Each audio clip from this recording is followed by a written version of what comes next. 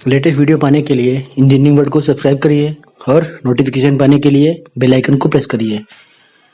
दोस्तों, आज की वीडियो हमारा होगा समान हिंदी के ऊपर। ठीक है, आज हम लोग बात करेंगे वर्णमाला की क्या होता है, और आप यूपी पीएससी के एग्जाम के लिए तैयारी कर रहे हैं असिस्टेंट इंजीनियर के लिए, तो ये वीडियो काफ़ी इंपॉर्टेंट होने वाला है। तो चलिए स्टार्ट करते हैं।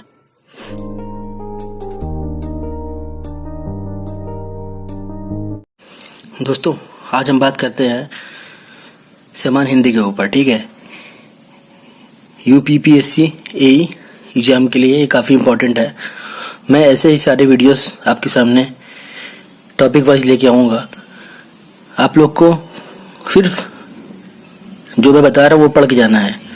ठीक है दोस्तों, आपको पता है यूपीपीएससी में जो हिंदी का सिलेबस होता है वो 25 क्वेश्चन आते हैं। ईच 3 नंबर के होते हैं, मतलब 75 नंबर का आपका हिंदी आता है। तो आज हम लोग बात करते हैं वर्णमाला का। ठीक है, वर्णमाला में क्या होता है, वर्णमाला होता क्या है? वर्णों का व्यवस्थित समूह यानी सिस्टमेटिक ऑर्डर को वर्णमाला कहते हैं। एग्जाम्पल क्या है? का से ज्ञा तक या फिर ए टू जेड सीरियल वाइज। ठीक है, उसको हम लोग बोलते हैं सिस्टमेटिक ऑर्डर, वो होता है वर्णमाला। वर्णमाला 2 शब्दों से बना है। ठीक है, वर्ण प्लस माला इक्वल टू वर्णमाला। वर्ण क्या होता है? लिखित चिन्ह ही वर्ण कहलाते हैं। वर्ण भाषिक ध्वनियों की लिखित रूप होता है। ठीक है दोस्तों, ज़्यादा से ज़्यादा इस वीडियो को शेयर करिए अपने फ्रेंड्स में, ताकि उनको भी इसका बेनिफिट मिल सके। ठीक है, अभी से क्वेश्चन बनता है हमारा, भाषा की सबसे छोटी इकाई कौन सी होती है? ठीक है, ऑप्शन है ध्वनि या फिर वर्ण। तो क्या होगा इसमें? ध्वनि होती है हमारी। ठीक है दोस्तों, भाषा की सबसे छोटी इकाई कौन सी होती है? वो होती है ध्वनि। ठीक है, अगर ध्वनि ऑप्शन में नहीं दिया होता है, ठीक है, तो आप वर्ण को टिक कर सकते हैं। अब हम बात करते हैं वर्णमाला। वर्णमाला में कितने स्वर और व्यंजन होते हैं? तो वर्णमाला हमारा उसमें 11 स्वर होते हैं और व्यंजन 33 होते हैं। ठीक, अब क्वेश्चन क्या बनता है, हम लोग साथ ही साथ पढ़ रहे हैं, थ्योरी भी पढ़ रहे हैं, साथ साथ क्वेश्चन भी सॉल्व कर रहे हैं। ठीक है, क्वेश्चन बन सकता है हिंदी वर्णमाला में स्वरों की संख्या कितनी होती है? तो आपको बोलना है 11। ठीक, हिंदी वर्णमाला में व्यंजनों की संख्या कितनी है? कुल 33 होती है। स्वर होता क्या है? स्वर होता है ऐसे वर्ण जिनका अपना स्वतंत्र अस्तित्व होता है। ठीक है, वो स्वर कहलाते हैं। जबकि व्यंजन क्या होता है? जो स्वर की सहायता लेते हैं, ठीक है, और फिर बोले जाते हैं, उसको हम लोग बोलते हैं व्यंजन। ठीक है, 11 स्वर जो हमारे कौन कौन से होते हैं? छोटा बड़ा है, छोटी बड़ी, ऊ बड़ा ऊ, री ए ऐ ओ औ। ठीक है, ये हमारा होता है स्वर।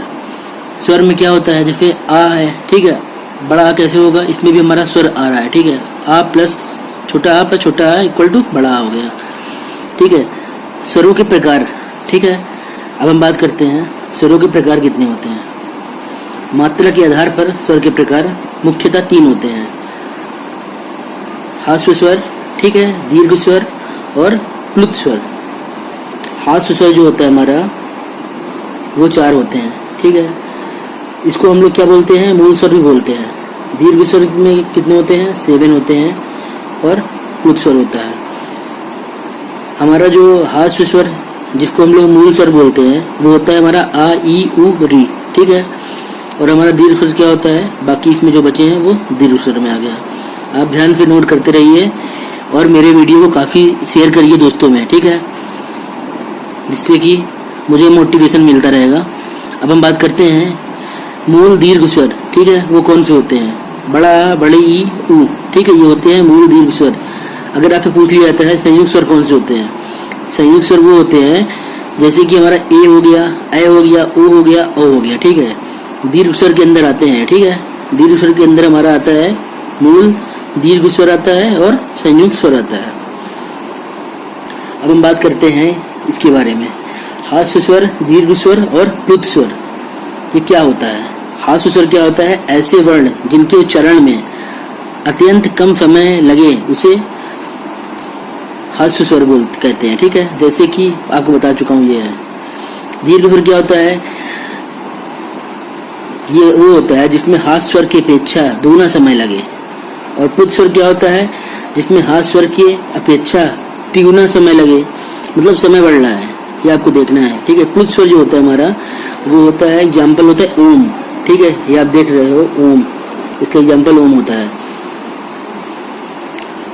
ठीक है दोस्तों, अब हम बात करते हैं इसके जो हमारा अभी तक पढ़े हैं हमने, उसका क्वेश्चन बनता है हमारा, कूपित ध्वनियां किस स्वर का उदाहरण होता है। ठीक है, ऑप्शन दिया होता है हास्य स्वर, दीर्घ स्वर, प्लुत स्वर और ननादीस। तो इसमें क्या हो सकता है? इसका आंसर होगा प्लुत स्वर। ठीक है, क्योंकि कूपित ध्वनियां क्या होती हैं? कूपित ध्वनियां वो होती हैं जब भी आप कुएं के अंदर कोई पत्थर मारते हो। ठीक है, तो उसमें क्या होता है, पत्थर जब से आप छोड़ते हो तो वो कुछ देर तक उसका इफेक्ट होता है कुएं में। ठीक है, लहर आती है उसमें पानी में, उसका मतलब इफेक्ट रहता है, तो वो होता है प्लुत स्वर होता है हमारा, क्योंकि वो काफ़ी देर तक के लिए होता है। हमारा एक दूसरा क्वेश्चन है, निम्न में से कौन सा मूल स्वर नहीं है? ऑप्शन है बड़ा छोटा ई, री, ऊ, बड़ा ऊ। ठीक है, तो इसका ऑप्शन क्या होगा? बड़ा ऊ होगा, क्योंकि हमने पढ़ चुका है मूल स्वर में छोटा ऊ होता है। आपको दिखा देता हूँ पीछे, आप यहाँ देख सकते हैं हमारा मूल स्वर जो होता है छोटा ऊ होता है, और लेकिन वहाँ ऑप्शन में क्या है? बड़ा ऊ। ऑप्शन में क्या दिया है? यहाँ पे बड़ा ऊ दिया है। मतलब ये हमारा, इसमें क्या क्वेश्चन पूछा है? निम्न में से कौन सा मूल स्वर नहीं है, तो हम लोग को ये टिक करना पड़ेगा। ठीक है दोस्तों, अब हम बात करते हैं व्यंजन। व्यंजन क्या होता है? ऐसे वर्ण जो स्वरों की सहायता से उच्चारित किए जाते हैं उन्हें व्यंजन कहते हैं। जैसे कि एग्जाम्पल, मान लो का है। ठीक है, तो का ये जो है हमारा, ठीक है, ये जो का है ये हलंत नीचे लगा है। ठीक है, इसका मतलब क्या हुआ? इसको हम लोग आधा पढ़ते हैं। जैसे मान लो ये का है इक्वल टू ये होता है हलंत के मतलब होता है आधा। ठीक है, तो इसमें आ का उच्चारण आ रहा है, स्वर आ रहा है। ठीक है, तो हमारा का हो गया। वैसे ही गा के नीचे हलंत लग जाएगा, तो ये गा आधा है प्लस आ इक्वल टू गा। ठीक है दोस्तों, व्यंजन हमारे टोटल होते हैं 33। ठीक है, अब वो 33 से व्यंजन हमारे 3 तरह के होते हैं, स्पर्श व्यंजन, अंतरस्थ व्यंजन और ऊष्म व्यंजन। ठीक है, अब हमारा जो व्यंजन 33 होते हैं टोटल, ये 25 आते हैं स्पर्श व्यंजन में, 4 आते हैं अंतस्थ व्यंजन में और 4 आते हैं ऊष्म व्यंजन में। अब हम लोग देखेंगे तो हम ये इसको ऐड करेंगे 25 4 4, तो ये टोटल 33 हो रहा है, जो कि व्यंजन होता है। ठीक है दोस्तों, अब हम बात करते हैं स्पर्श व्यंजन क्या होता है। स्पर्श व्यंजन जो हमारा मुख्यतः होता है वो 25 टोटल होते हैं। ठीक है, वो 5 भागों में बटा है। उसको याद करने का तरीका, का, चा, टा, ता, पा। ठीक है, मतलब का से का, खा, गा, गा, अंगा, चा से चा, छा, जा, जा, इया, ऐसे आप याद कर सकते हो। ठीक है, ये स्पर्श व्यंजन के अंदर आता है। आप देख लो, ऐसे व्यंजन बनाए जाते हैं। ठीक है, निम्नलिखित में से कौन सा स्पर्श व्यंजन नहीं है? तो इसमें आप देख सकते हो अंगा नहीं है। ठीक है, ये जो है यहाँ पे बूंदा लगा इसमें। ठीक है, मतलब ये नहीं है। अंतस्थ व्यंजन क्या होता है? या, रा, ला, वा। ठीक है, अंतस्थ व्यंजन होता है या, रा, ला, वा। इसके अंदर 2 आते हैं, अर्थ स्वर, पार्श्विक वर्ण, लुंठित वर्ण। तो हमारा अर्थ स्वर जो होता है वो या, वा होता है। ठीक है, पार्श्विक वर्ण जो होता है हमारा, पार्श्विक मतलब ला, पार्श्विक ला होता है, और लुंठित जो होता है वो रा होता है। ये आप ध्यान दीजिएगा। ठीक है, दूसरा है हमारा ऊष्म व्यंजन। ठीक है, ऊष्म व्यंजन क्या होता है?